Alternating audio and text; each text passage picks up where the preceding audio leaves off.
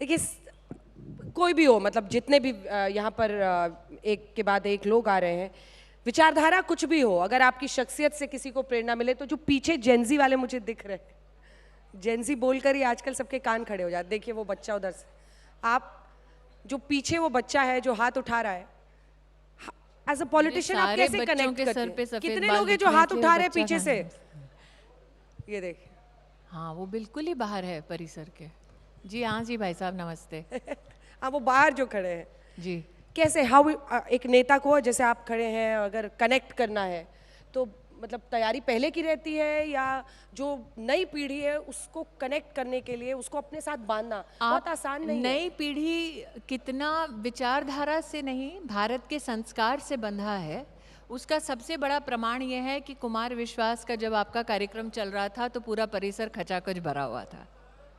तो जब वो संस्कार की बात करें, धर्म की बात करें, स्वभाव की बात करें और हर पीढ़ी यहाँ उपस्थित हो, तो इससे बड़ा प्रमाण क्या होगा कि आज तक हमारी जो यंग जनरेशन है वो हमारे देश की संस्कृति से कितनी जुड़ी हुई है। अच्छा, अब फिल्म इंडस्ट्री पे थोड़ा आते हैं, कैसा था वो अनुभव? और मैंने फिल्मों में काम नहीं किया, मैं हाँ, मुख्यतः टेलीविजन में रही। बट सारे आप इंटरैक्ट करते हैं, वो सारे ही आपको बहुत अडोर करते हैं, और आप, हम लोग देखते हैं आपका कैसा रिलेशन है। एकता जी हैं, वो फिल्में भी बनाती हैं, तो जितना आपने फिल्म इंडस्ट्री को देखा, क्या समझ में आया? और बहुत सारे लोग ये ऐसे भी हैं जो स्क्रिप्ट राइटर बनना चाहते हैं या फिल्मों में जाना चाहते हैं, उनके लिए क्या बताएं? कहानी में ताकत होनी चाहिए। मुझे लगता है आज तक का सबसे बड़ा योगदान साहित्य की दुनिया में न सिर्फ साहित्य आज तक है, बल्कि 3 ताल नाम का एक कार्यक्रम है जो हमारी भाषा की भव्यता को किस प्रकार से प्रस्तुत करता है। उस कार्यक्रम को मेरा सलाम है। तो जितने भी स्क्रिप्ट राइटर्स हैं या कथावाचक हैं जो बनना चाहते हैं, कुछ अपना नाम स्वर्णिम अक्षरों में इंगित करना चाहते हैं, उनसे मेरा एक निवेदन है कि 3 ताल का वो कार्यक्रम ज़रूर देखें जिसमें वो मुहावरों पर चर्चा करते हैं। अच्छा।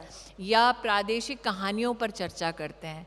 जब जब हमारी स्क्रिप्ट्स हमारी आपबीती को बयां करती है या हमारे सत्य को कहीं ना कहीं प्रतिबिंबित करती है, तब तक वो फिल्म या वो कहानी चलती है। आज आपके परिसर में OTT का भी बहुत बोलबाला है, और मुझे लगता है कि ये बहुत अच्छा समन्वय है जब आपको मनोज बाजपेयी जैसे एक्टर्स OTT में कुछ नया कुछ पुराना उसका मेल करते हुए दिखते हैं। तो आज का ये कार्यकाल जो है या कालखंड जो है वो एक लेखक के लिए बहुत ही अच्छा है, लेकिन हाँ, लेखक को भी एक पब्लिशर की, एक प्लेटफॉर्म की ज़रूरत पड़ती है। तो आज तक वो प्लेटफॉर्म दे रहा है, यह आपकी खुशनसीबी है। बिल्कुल। और हम लोगों ने माइक के लाल भी रखा हुआ है, माइक के लाल। तो जिसको लगता है कि वो गा सकता है या कविता सुनाना चाहता है, वो अलग से उनके लिए एक मंच हमने रखा है। लाली जो लीला करना चाहेगी उसके माइक का क्या नाम है? स्लैश लाली। Point taken, well raised. अब आते हैं उस हिस्से पे जहाँ पर आप सीरियल में आए, तब पेरेंट्स का रिएक्शन कैसा था? मतलब ये युवा पीढ़ी को ये भी फेस करना कभी सीरियल नहीं देखा, अब भी नहीं देखा है। कभी नहीं देखा? मेरे परिवार ने कभी नहीं देखा है। ओहो। मेरे ये बच्चों खुशी की ने बात नहीं है या दुख देखा। होने की बात? मुझे लगता है कि वो असली की स्मृति ईरानी इतनी भारी पड़ती है कि काल्पनिक देखने की जरूरत नहीं पड़ती। ये आपने सही बात बोली एकदम। तो उन्होंने, बट उनका रिएक्शन तो होगा, क्योंकि ईरानी कई के साथ बच्चे ये भी फेस करते हैं। ईरानी के साथ इतनी प्रताड़ना होती है कि वो वीरानी का हाल देखना नहीं चाहते। कई बच्चों को ये प्रॉब्लम भी है कि पेरेंट्स को कैसे कन्विंस करें, हमें मुंबई में जाके काम करना है। मुंबई, पागल हो। मैं उन बच्चों से कहना चाहती हूँ कि पेरेंट्स तुमको इसलिए मना नहीं करते क्योंकि उन्हें तुम्हारा मोल नहीं पता, तुम्हारी प्रतिभा का वो सम्मान नहीं करते। पेरेंट्स हमेशा माँ बाप तब बीच में कोई प्रश्न उठाते हैं क्योंकि वो नहीं चाहते जीवन में उन्होंने जो संघर्ष देखा वो तुम देखो, जीवन में उन्होंने जो जिल्लत सही वो तुम सहो, जीवन में उन्होंने जिस आपाधापी में अपनी जवानी को खोया उस आपाधापी में तुम भी चूर चूर हो जाओ। तो मुझे ऐसा लगता है कि जो भी यहाँ पर नौजवान है जिनको लगता है उनके पेरेंट्स उनको समझ नहीं रहे, कहीं ना कहीं उनको थोड़ा चश्मा बदलना चाहिए और पूछना चाहिए क्या आप अपने पेरेंट्स को समझ रहे हैं। तो अगर वार्ता की किसी परिवार में जगह ना हो तो उस परिवार का छिन्न भिन्न होना मुझे लगता है कोई रोक नहीं सकता। तो मैंने भी थोड़ी खिलाफत की थी जब मैं 17 साल की थी, लेकिन मैंने अपने माता पिता से यही कहा था कि अगर आपको अपनी परवरिश पर भरोसा है तो मुझे जाने दीजिए। तो आपको अपने माँ बाप से बात करनी पड़ेगी, क्योंकि माँ बाप हैं, पराये नहीं हैं, दुश्मन नहीं हैं। मतलब गुस्सा थोड़ा कम करना होगा सबको परिवारों का। गुस्सा कहीं ना कहीं एक रिएक्शन होता है जीवन की विफलताओं का। गुस्सा कहीं ना कहीं एक रिएक्शन होता है जीवन के संघर्षों का। गुस्सा कहीं ना कहीं एक रिएक्शन होता है जीवन में जिए गए भय का। तो अगर आप इन चीज़ों को समझ पाएं रिश्तों में, तो मुझे लगता है आपके रिश्तों में कभी दरार नहीं आएगी। मैं तो सोच रही हूँ कि एक टेलीविजन एक्टर, एक राइटर, एक पॉलिटिशियन और अगर ऐसे मोटिवेशनल स्पीकर भी आप, मतलब कुछ छोड़ना नहीं है। नहीं, मुझे ऐसा लगता है कि ज़िंदगी एक मिली है, अनुभव कई हैं, लेकिन इच्छाएं और आकांक्षाएं भी बाकी हैं। तो जब तक जिंदा हूँ, आप कह रही हैं मेरे जीवन पर स्क्रिप्ट लिखी जानी चाहिए, लेकिन मैं कहूँगी पिक्चर अभी बाकी है। पिक्चर अभी बाकी है। अच्छा, अब ये बताइए कि कैसे मिला था आपको वो सीरियल, क्योंकि वो भी बहुत इंटरेस्टिंग है। वो सीरियल मिलने के पीछे बहुत संक्षेप में कहानी इतनी है कि मैं किसी और एक्टर की बहन का किरदार करने गई थी।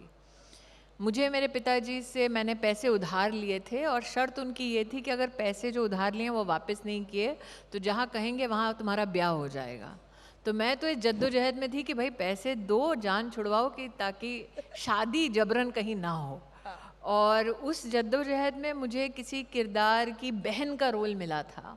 मैं वो रोल करने गई थी। जब एकता कपूर ने मुझे रिसेप्शन में देखा, आई, मेरा कॉन्ट्रैक्ट फाड़ दिया और कहा तुम तुलसी हो, बड़े सिनेमैटिक अंदाज में। उस वक्त मेरे दिल में जो बीत रही थी मैं आपको बता नहीं सकती, क्योंकि मुझे दिखा कि अच्छी खासी नौकरी तबाह हो गई, पता नहीं ये कौन महिला है। अच्छा। उन्होंने मुझे फिर कॉन्ट्रैक्ट दिया और कहा अगले दिन आ जाना, अपना टेस्ट देना। अगले दिन गई तो चौकीदार अंदर घुसने ना दे बिल्डिंग के।